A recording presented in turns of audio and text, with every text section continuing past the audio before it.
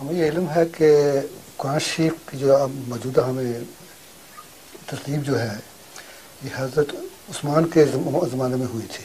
کیا چیز؟ قرآن شریف کی جو ترتیب ہمیں ملتی ہے آج کل، جی اس کو ترتیب نہیں ہوئی ان کے زمانے میں. جی اچھا. تحریر میں لا کر منضبط کیا گیا ہے. اور جو ترتیب ہے یہ باقاعدہ گواہوں کے ساتھ جو خود اس کام میں ملوث تھے ان کی گواہیاں لی گئی ہیں، ان کو پھر کھلم کھلا پیش کیا گیا ہے. اگر کسی نے انکار کرنا تو بتائے.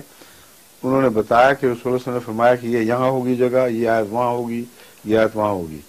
تو ترتیب تو رسول اللہ صلی اللہ علیہ وسلم نے پیش فرمائی ہے، اور یہ کہہ کر کہ جبریل نے مجھے یہ ترتیب سکھائی ہے.